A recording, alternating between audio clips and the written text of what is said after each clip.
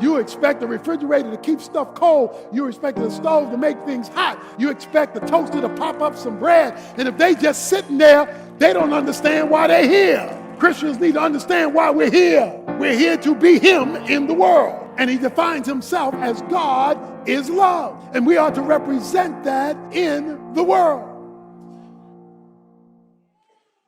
So the question is, what do we mean by love? This word gets thrown around a lot. I love chocolate cake. I love ice cream. I love that movie. I love that place. We confuse the word love with like. Like involves an emotional attachment to something. When I like something, it means I enjoy it. That's the word like. But it gets substituted for the word love. The Greek word for love is agape. It's verb form agapao, and it has to do with a decision. Biblical love does not start with an emotion. It starts with a decision. Like starts with an emotion because it's how you feel about it. Biblical love may or may not include an emotion. That's why God can command you to love your enemies. He's not telling you to feel good about somebody that hates you. He's talking about making a decision. So let me give you a formal definition of biblical love. Biblical love can be defined as the decision to compassionately, righteously, responsibly, and sacrificially seek the well-being of another. Let me say that again.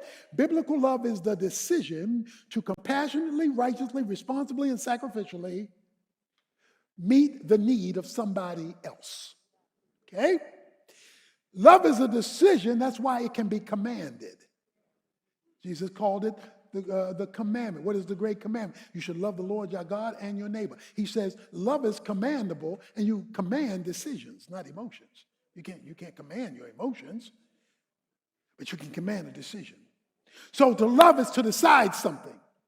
What you are deciding in biblical love is to be of benefit to somebody else that has a need. You're making a decision to execute compassion because of a need. Okay? So there's a need. You're going to be compassionate about it, and you make the decision. Once the decision is made and the action taken, love has been expressed, even if there's no feeling attached to it. Now, you want feeling because you want to like what you love. And that's good. We should want to like what we love, but we can also love what we don't like. Because biblical love, God so loved the world that He gave. He wasn't doing flips about the death of His Son, but He saw a need. And because He saw a spiritual need, He made a decision, even though it was costly to His Son. So love, biblical love, not cultural love, not Hollywood love, but God's love starts with a decision and often grows into a like. Okay? When a man says, I don't love my wife anymore, or the woman says, I don't love my husband anymore, what they're generally saying is, I don't like him or her. The emotion is gone, the fire is gone, the passion is gone. That's what what they do is they turn like into a love decision. But biblical love starts with a decision, and it can grow into an emotion. He says in 1 John chapter 3 these words, verse 16. We know love by this, that He laid down His life for us. He did something based on our need. And we ought to lay down our lives for the brethren. But whoever has the world's goods and sees his brother in need and closes his heart against him, how does the love of God abide in him? Little children, let us not love with word or with tongue, but in deed and in truth. Love is not just what you say, it's what you do. And the way you know you're not loving is you have the capacity to do it, the opportunity to do it, and you make yourself not do it. He says you close your compassion. That is, you force yourself. I'm not going to do it. You can, you should. There's an opportunity to, but you say, oh, you force yourself away from it. That's why he says in verse 17, you close your heart. You shut it down. You decide not to love. You decide not to express it. He says, when that happens, the love of God is non-operative in you. That you're not operating with God's definition of love because like has gotten in the way. I don't like that situation. But the key is that you have to understand you were saved to be an aqueduct, not a reservoir.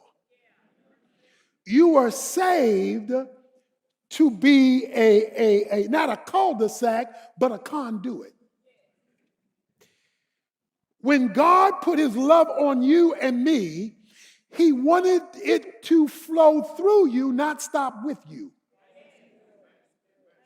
The moment he sees his love to you stops with you, then there is a stopper in the sink of how God will relate to you. Because you're no longer being like him in the world. You're being the opposite to the love that he defines. And so we are operating against the will of God. Now, chapter 3, again, verse 20 of 1 John. In whatever our hearts condemn us, for God is greater than our heart and knows all things. Beloved, if our heart does not condemn us, we have confidence before God. He says, when you love, like I am defining love, the decision to compassionately, responsibly, righteously, sacrificially meet the need of someone else. Stay with me here. He says, the guilt you feel, the condemnation you feel for the stuff you've done, the failures you've had, the regrets that gnaw at you, the things you wish you could do over again, the do-overs that you can never, ever go back and fix, the people you've wounded, the mistakes you've made, the sins that have drove you down. He says, when your heart condemns you, God is greater than your heart.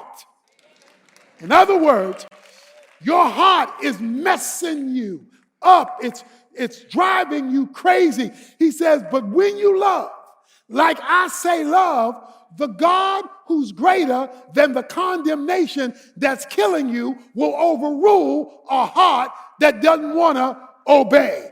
And he says, I will be greater than the heart messing you up.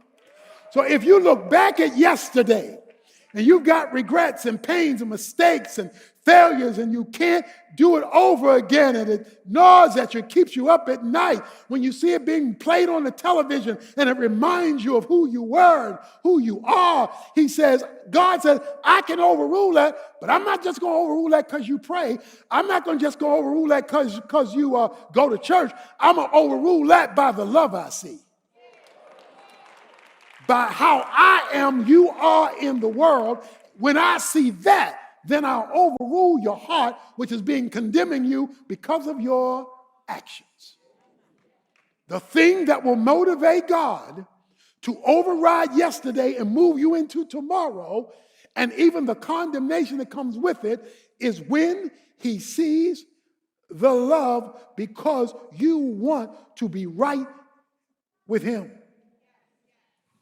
Our government allows for charitable deductions.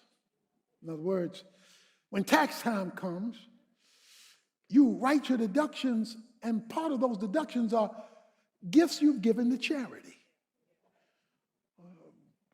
The money you give to the church is a charitable deduction, and so you owe the government this much. But when they see you gave to this, and you gave to that, you gave to that, and of course, you tithe to Oak Cliff. When he sees that you did this and you did this and you did this, your tax bill shrinks. Your tax bill, your obligation to Uncle Sam gets smaller because of your charitable contributions. Your failure, my failure, our failure with God may be like this. But when he sees love here, love here, and love here, and love here, and love here, and love here, and love here, and love here, and love here, he counts them as charitable deductions.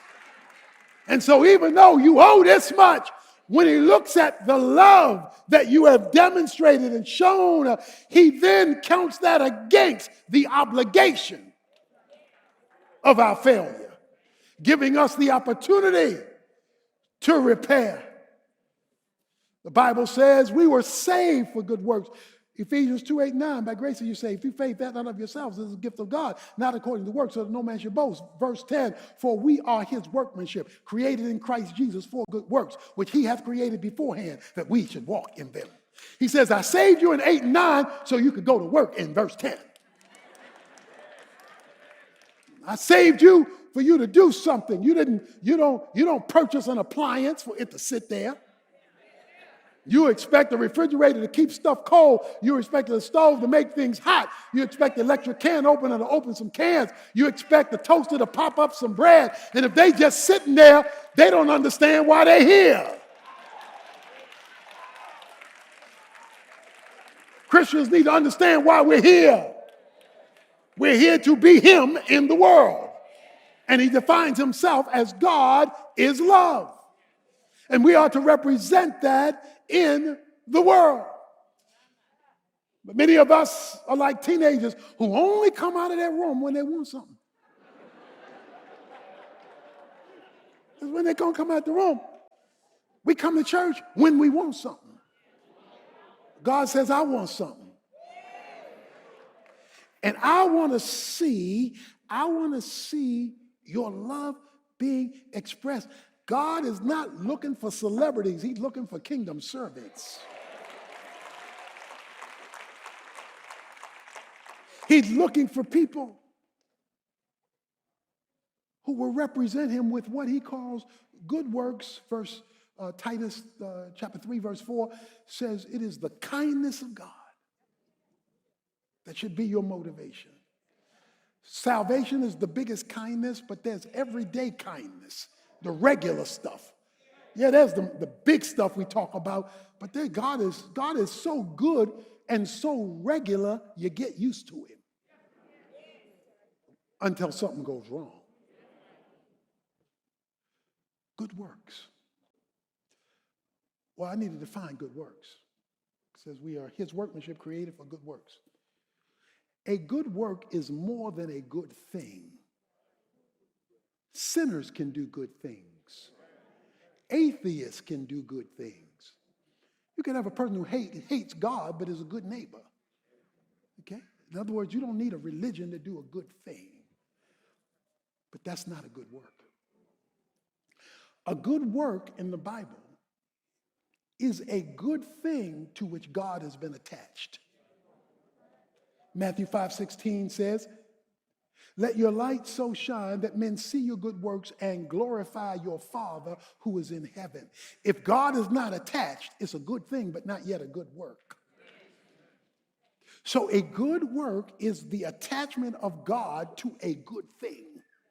Now, because God has been brought into the equation and God is love and you are representing God by the loving act that you do, now God is attached to the act, making it a good work for which you get credit for the future and also repair of the past. Because now you are involved in good works. You're involved in good works.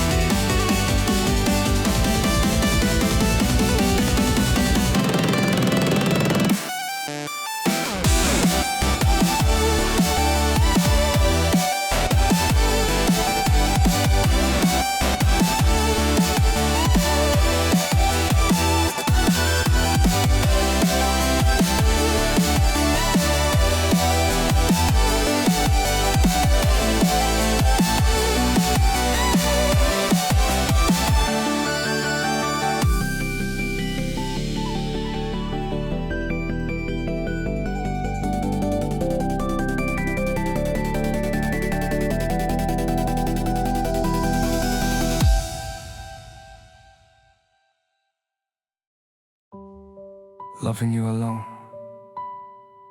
feels so beautiful, and yet it hurts the most.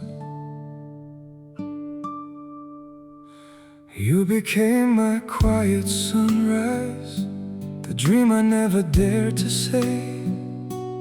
Every smile you gave so freely took my breath a little away.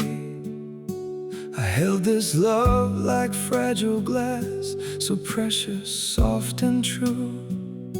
But every beat inside my heart was only reaching out to you.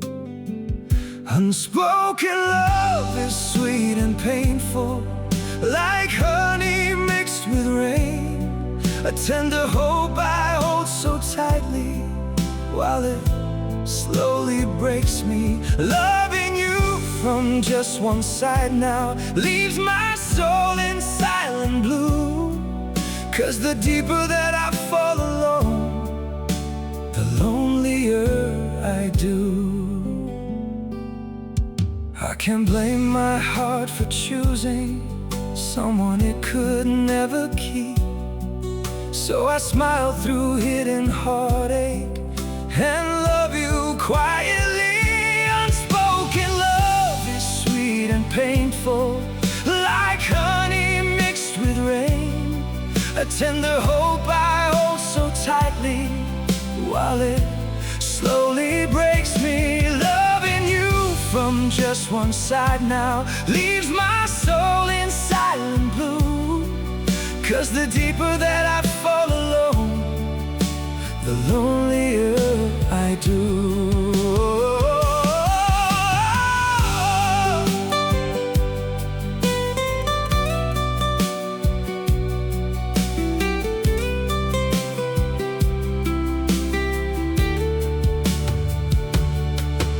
Maybe loving you in silence is the closest I can stay, though it leaves behind a sorrow that may never fade away.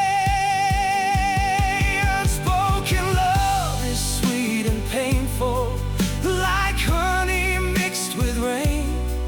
A tender hope I hold so tightly, while it slowly breaks me. Loving you from just one side now leaves my soul in silent blue. 'Cause the deeper that